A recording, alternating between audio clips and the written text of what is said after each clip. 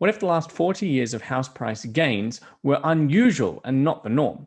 And what if those gains suggest that the next 40 years of house price shifts will in fact be a long, slow downtrend?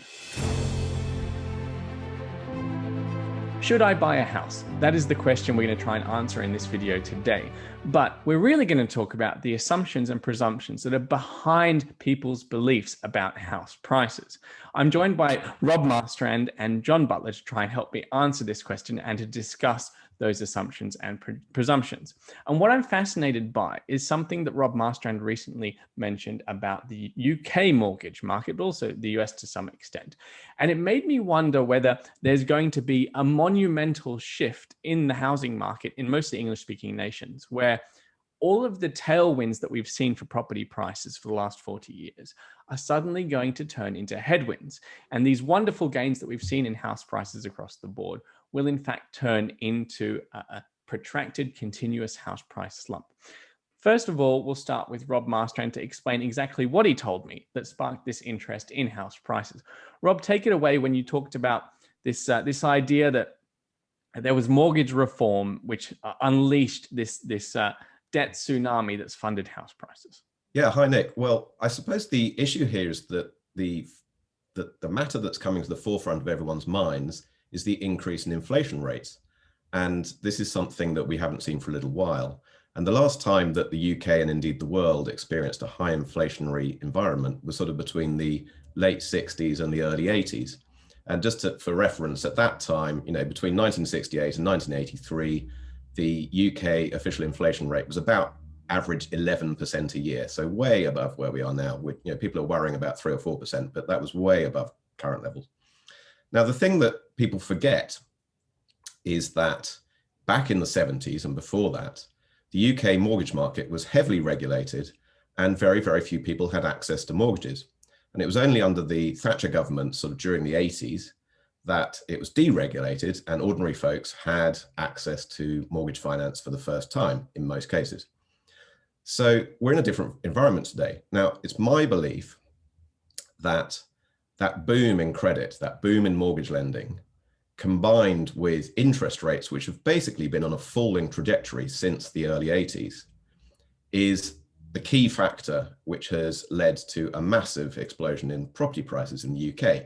And just for reference, back in the 60s and 70s, the average house was priced at about 4 to 5 times the average income. And currently we're running at about 8 to 9%. So relative to incomes, house prices have roughly doubled. So the typical thing that you'll hear in the media is that there's a housing shortage. And I have no doubt that locally in some areas there will be shortages, but we also know there are gluts in some areas. You hear the stories in the past of people buying whole lines of terraced houses for £1, because they can't fill them with anyone, and then trying to redevelop them. But just to give you some data, some real data, in 1952, there were 3.6 people per dwelling, that's per house or flat in the UK. By 2001, that had fallen to 2.3 people per dwelling. So we're living in smaller families. But by 2018, which was the latest data I had to hand, that figure was exactly the same, 2.3. So 20 years of the same number of people on average per dwelling. So that to me doesn't point to a housing shortage. Therefore, I feel we have to look at what's happened to interest rates, specifically mortgage interest rates, which are now kicking around on average 2% a year in the UK, which is extraordinarily low by historical standards. John, what do you make of this argument that it was the mortgage deregulation shift which created, I guess, it's an entirely new ability to pay for housing, and that's what's bid up the price? Oh, sure. When you get changes like that, it can have a dramatic impact on markets, access to finance, access to leverage. And indeed, you could argue that the most recent big boom bust in house prices in the United States, for example, was driven largely by entirely new classes of borrowers being able to qualify not only for first, but in some cases, second mortgages on terms that were actually quite attractive in a historical comparison. And that drew loads of new people into the housing market who previously would have remained renters instead of owners. And that had a qualitative impact, shifting the price level higher for a broad range of properties. So when things like that happen, they can have a dramatic impact on the market. But what Rob's pointed out, which is the trend in interest rates, is absolutely universal and essential. I frequently refer to interest rates as the comparable equivalent in financial markets, which would include home values, as the speed of light in physics. That is, it's kind of the one variable that determines all other variables. And as the interest rate moves, it's everything else that needs to adjust. And that includes house prices, and it includes the multiples on house prices, that is affordability of house prices relative to income, because of course your income tends to be strongly related to your ability to borrow. And so, yes, this downtrend in house prices, which has benefited bonds, has also benefited property. It's benefited all so-called long duration assets, assets with very, very long lifetimes. And of course, homes have as long a lifetime as almost any asset that any of us ever own in our lifetimes. There's so many directions I want to go with this. We're covering exactly what I wanted to talk about. There's all sorts of these impacts on house prices, and we'll dig into some of them. And I think I want to mention here the conclusion we'll get to, which is that it's not just interest rates and this mortgage deregulation which has turned. All of the other factors which we might argue impact house prices have also turned to create downward pressure on house prices going forward. But it's especially obvious when it comes to this issue of interest rates and deregulation of financing, because just as during the 2008 crisis, which was just mentioned, there was a boom, but then there is also a bust. And the same thing could be about to play out with house prices over a much longer time period, where we've had this huge downtrend in interest rates since the 80s, and we've had this huge boom in the availability of finance. If those reverse, that would suggest that the house price boom will also reverse. Is that what you see happening, Rob? Well, there's a number of specific factors that maybe we should highlight beyond just the macro of interest rate directions. And by the way, I'd just like to draw a slight difference, make a comparison slightly between the US and the UK. In the US, it's quite common that people can get 30-year fixed rate mortgages, which you could lock in now. I don't know what the rates would be right now, John, but let's say 1 or 2%, I guess. In the UK, the market's very different, and you can only get 5 or maybe even a 10-year fix if you're lucky, with very high deposits, a very high amount of equity already in the house. But more typically, people are on quite short fixes of maybe 2 years or on a straight variable type of rate mortgage. So as rates go up, that presents more risk to the market than maybe in the US. Some specific little nuggets I just picked up this week.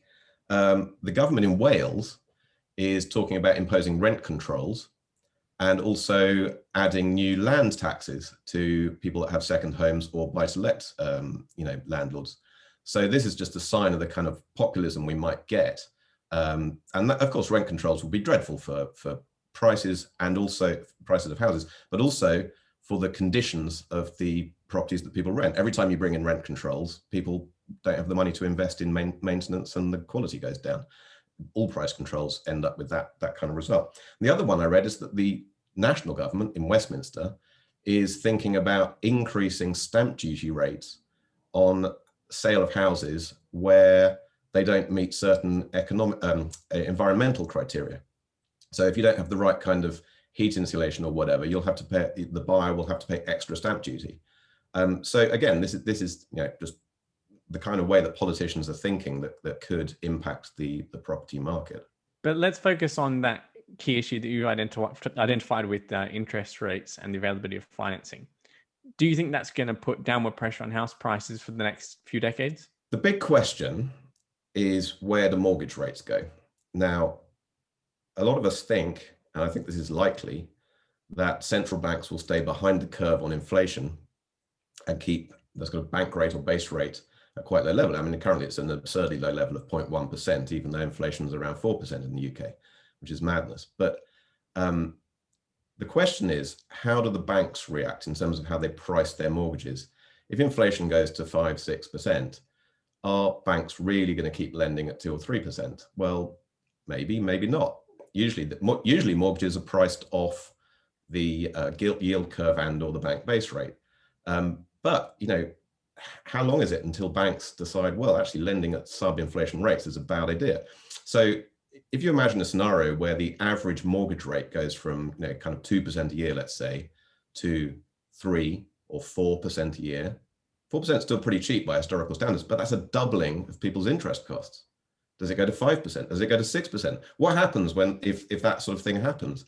I think it's likely you'd get a lot of repossessions of houses at that point, because people with big mortgages simply wouldn't be able to pay to effectively rent their property from the bank.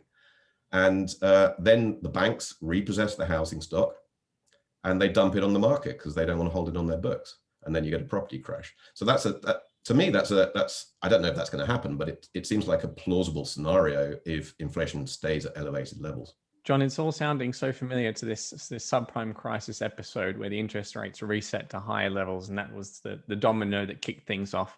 And the rest, as they say, is history. Do you see the same sort of thing playing out over the next few decades in the rest of the English-speaking world as well as the US? Well, I mean, if it's going to play out over decades, it's not going to be as spectacular as what happened in 2008, right? Which was, to paraphrase Lenin, that was an example of, decades playing out in weeks, or, something along those lines. But certainly, the tailwind of steadily declining interest rates and steadily increasing or occasionally sudden increased access to credit, those tailwinds do appear to be over. I'm just not sure, even if you wanted to restart them, I'm not really sure what you could do at this point to restart them. So at best, we're going to have kind of a stable level of mortgage rates, which in of itself would suggest either a slower rate of house price appreciation or the potential for some modest depreciation, especially in relatively more expensive areas that have been subject, perhaps, to more speculation, for example, on the part of foreign investors, say.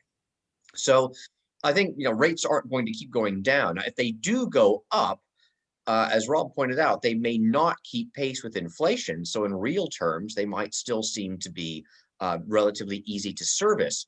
What really matters for the banks, though, and the banks' decisions regarding what they're going to demand in the mortgage market, it's really their cost of funding versus the mortgage market. As long as they can earn a spread and they can place a lot of leverage behind that spread, and let's keep in mind, banks are the most leveraged entities in the economy, basically. They'll take the spread, even if both rates are negative. Even if their funding cost is negative in real terms and the mortgage rate they're asking for is negative in real terms, as long as the spread is sufficient and they can get leverage behind it, they'll see that as a profitable enterprise and they'll keep right on going. And that will provide some lingering support going forward to the housing market. But given where we're already starting, and given the reality that a multi-year period of elevated inflation rates is really going to cause problems for households, is really going to cause eventually some political populist backlash of some kind. So look, someday interest rates have to rise again. Someday the Bank of England is going to have to respond to that, and when they do, then the housing market will be extremely vulnerable in a way which, in the UK at least, we haven't seen since the early to mid 1990s. Rob, can you just explain what John just mentioned there with the idea that house prices could correct in an inflationary way? So do you mean in the sense that the nominal price might go up, but once you adjust for the effect of inflation, the sort of amount converted, or the money amount converted in terms of the purchasing power of that amount of capital, could go down in terms of the goods and services you could buy? So prices could go up in pound terms, but relative to the cost of living, they could still go down, so adjusted for inflation. So we've talked about this issue of debt and inflation and interest rates and the deregulation of the mortgage market. Let's mention some of the other factors. And the one I want to focus on, which I think is the most important, is demographics. We're about to see a shift worldwide, and especially in Europe, that has never happened before with demographics, where the population is, and especially the mortgage borrowing section of the population, is going to begin falling in many nations and in the rest of nations following that. And I just don't see how we're going to manage that transition from the young buying and the retirees either down selling or when they pass away selling. I don't see how that transition could be managed without falling house prices as the number of buyers falls relative to the number of sellers. Do you agree, John, that that's an important factor, or do you think it's not one? Well, look, there are those who say that demographics is destiny. And while that may be a bit of an overstatement, there's certainly an element of truth in it. The fact is that if we're going into a period which demographically implies a lower rate of household formation, then after a certain number of years, 10, 15, 20 years, whatever it is, you might find that not only do we not have the supply shortage, which may or may not exist. I think that it is kind of difficult to make that argument, but that in fact we will have excess housing, and not only excess housing in a handful of pockets of relatively deprived areas in certain regions of the country that have not had the same sort of job opportunities as they did a generation ago. It might become more widespread than that. And so that, look, supply and demand for housing will be affected by demographics big time. So there could be a supply overhang, a structural supply overhang that could last for an awfully long time. Now, this is going to be an extreme example, but it's only very recently that the trend in Japan towards young people and birth rates for younger people, new families and household formation. It's only in the recent, I mean, correct me if I'm wrong, Nick, but it's only over the last couple of years that's begun to stabilize a little bit following a very, very long downtrend. So we may be at the beginning of something which is looking increasingly Japan-like here. John, I've only been here a year and a half, so give me some time to deal with the demographic problems. Rob, what do you make of the demographic situation? Yeah, well, I wanted to add a point on demographics, which maybe gets forgotten, is that if I think back to my parents' generation, who were born in the 30s and 40s, they lived very traditional family lives where the man went out to work and the woman was typically a housewife looking after the kids. Now that all started to change very dramatically from the 70s onwards. And, this is a good thing, but, women are now in well-paid professional jobs. Many women, most women that want to be in them. And the fact is that trend has worked its way through. It's not that there's suddenly going to be a lot more women who can go into the professional workplace in well-paid salaried jobs. I believe that factor, that extra buying power, those extra people with big incomes who could go and take on big mortgage loans, or you had double income households rather than single income households back in the 70s. That's also been a massive factor in the long bull market that we've had in housing. But I can't see how that continues. So that's not to say that that's a bear market factor, but it is to say that one of the other supporting factors is no longer there anymore. So I think we've covered a whole bunch of reasons that the housing market more broadly might be in for a return to normality, I would call it, because having lived in Germany and in Japan now, what's happened in the UK and Australia and the US with house prices over the last 40 years is seen as quite bizarre. It's happened in parts of the Eurozone, as well as I've discussed with Jan Nunhus in a recent video, which we'll link to in this description, which is about a lot of the themes that we've talked about here as well. But the point is that this has been an unusual story. And it seems to me that everyone is presuming that it's the norm, for house prices to inherently rise and inherently go up. My next question to you both is, what are the implications if house prices do start trending down slowly over time, or if they crash and stay down, whichever it is? What are the implications of Japanification? John, do you want to go first? Well, sure. I mean, look, the way that the current economic, monetary, and financial system works in the UK and all the Anglo-Saxon economies, and for that matter, a number of other, if not most other major economies, is that these economies, they pretty much rely on at least stable, if not a rising price level to function the way they do. And if you get into a structural deflation of house prices, that becomes deflationary for the economy as a whole. And the banking system and the government, the public sector more generally, which is hugely, hugely indebted, will not be able to continue to function if that becomes a sustained sort of environment. Japan, again, is an interesting example here of a country that's gone through structural deflation for a long time. What have they done? They have fought it with various forms of inflationary policy to try to offset that as best they can.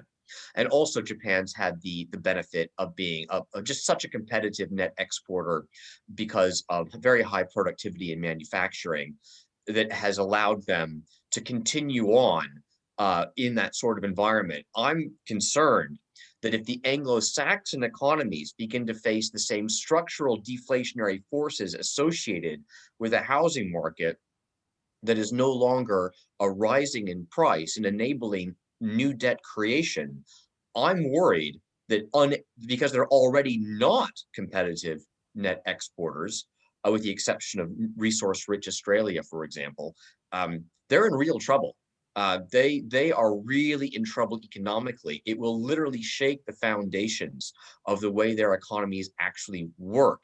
And it's going to require some fundamental reform to the banking system, to the labor market, and various factors that will allow them to become more competitive in global export markets. All of that implies a higher savings rate. And while I don't think that's necessarily a bad thing, it could certainly impact people's tangible sense of their standard of living during that transition phase. People might start to feel a little bit poorer. And again, that can have political implications. Robert, UK Independent Wealth, you cover how people can achieve financial freedom and independence. And it seems to me that in the UK especially, that idea has been tied to home ownership and the increasing capital value of homes. That is the main retirement asset that people have and that they're relying on in retirements. And I think there was some news recently about whether or not the assistance from the government in some form of welfare will be dependent on people's homes and whether they'll have to sell them. This is the sort of issue that's going to start popping up. And if house prices fall, that's going to be like pulling the rug out from underneath what people have based their retirement plans on. Oh, absolutely. There are lots of people in or near retirement who are relying on the prospect of downsizing. So they want to sell their homes at some point and cash out a portion of the capital and then live off that, until the end of their day, so to speak. I just add, going back to the points that John made about Japan, which were excellent points. I think there is maybe one crucial difference is Japan was extremely slow, or rather the Japanese banks were extremely slow to restructure and reform and improve their profitability. And that was one of the key reasons that they had a long deflationary period in Japan, is there simply wasn't much credit creation.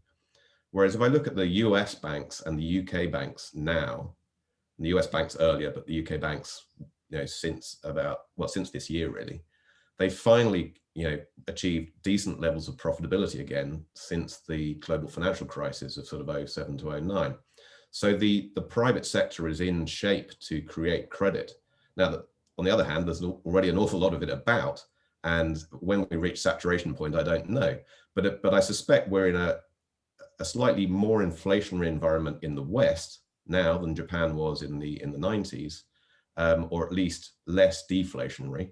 But of course, we don't know what's around the corner. I want to add to our list of factors labor mobility. In most Western countries, if you want to get a job on the other side of the country, you can sell your house at a profit and up stakes and move. In Japan, people can't really do that. Once they've bought some land and they've paid to build a house on it, they're considered to be effectively stuck there for about 30 years. Because if they try and leave and sell the house, they're going to realize a very large capital loss, which becomes a big problem for their mortgage. There's also the issue of tax. A huge amount of tax revenue comes from the value of property. This is a big factor in Australia, I know, for the state governments. I don't know what the situation is in the UK specifically there.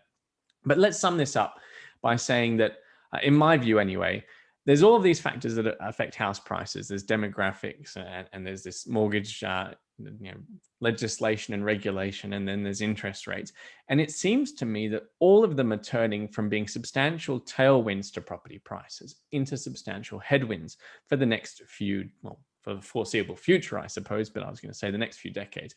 So, John, should I buy a house? Look, we all need a place to live. And the fact is that even if in real terms, home prices will struggle to continue rising from here and might even decline for the reasons we've discussed, in nominal terms, they should more or less keep up with inflation. I mean, they might trail inflation a little bit if they're declining in real terms, house prices, but at least they won't be probably outright declining in a positive inflationary environment. And so when you compare owning a home to owning bonds or other forms of fixed income, homes might still do okay because they tend to be better protected against inflation. And there are also tax advantages associated with owning a property. So I think that there's a fairly simple case that a typical household in the UK should still aim to own their own home going forward. However, should one be in the buy-to-let market? Should one see property as an investment above and beyond their own residential requirements? That's less clear. And I, in fact, would argue that what you want to do is you do want to allocate to real assets, including property, in an inflationary environment, including one with these demographic and other challenges we've discussed. But then the question is, which real assets? Property might not be the best one. Perhaps you want to get involved in precious metals. Perhaps you want to get involved in natural resources. Perhaps you want to get involved in infrastructure. Certainly, if the Anglo-Saxon world is going to become more competitive in global export markets, they're going to need better ports. They're going to need better railways. They're going to need other forms of modern transport, which in some cases, which is falling apart. I mean, in parts of the US, the so-called Rust Belt, and parts of the UK, certain regions, infrastructure could use a substantial improvements. So in any event, those might be more attractive places in the sort of world we've been discussing here. Rob, that was a good reminder that the investment game is all about choosing between alternatives, not absolutes. What's your take on whether or not I should buy a house? And it's worth mentioning at this point that during a recent video with Nigel Farage, your ceiling fell in, which adds another dimension to home ownership, I suppose, because when you're a renter, at least you don't have to pay for these sorts of issues. Yeah, we had an issue with the plastering on the ceiling. Somebody didn't do their job properly. So that's why I'm sitting in a kind of a junk room at the moment, because there's some builders next door fixing it. Yeah, as John said, absolutely, you've got to live somewhere, right? So I would suggest that people buy a place that's adequate to their needs, but they don't go beyond that and see it as an investment any longer, in my opinion. So, if you need a 3-bedroom suburban house, buy a 3-bedroom suburban house. Don't buy a 6-bedroom country mansion with masses of debt leverage. I mean, it's interesting to note, I bought my first place in London in 1999, I think it was. And in those days, a typical mortgage was 2.5 times your annual salary, with a maturity of 25 years. So you borrowed for 25 years. Now in the UK, it's typical to borrow 4 to 4.5 times your salary for 40 years. So I don't think now is the time to be taking on a 95% mortgage for 40 years when there's a chance that rates may go up considerably. So yeah, live somewhere and have a nice home, but I just wouldn't go, I wouldn't see it as an investment opportunity necessarily at this point. And going back to the other point, if you want to be in real assets, I still think the core of that should be gold as an inflation hedge. And there may be some other things too along the way. We'll have to see what happens in commodities markets, which have been pretty volatile over the last year or two. But, there could be some spots there as well. We should have invited a real housing bull to this conversation. But to all the readers who are watching this video, do leave a comment below and let me know what you think, whether I should buy a house or not. Thanks very much for joining me, John and Rob, and to everyone watching, thanks for joining us as well.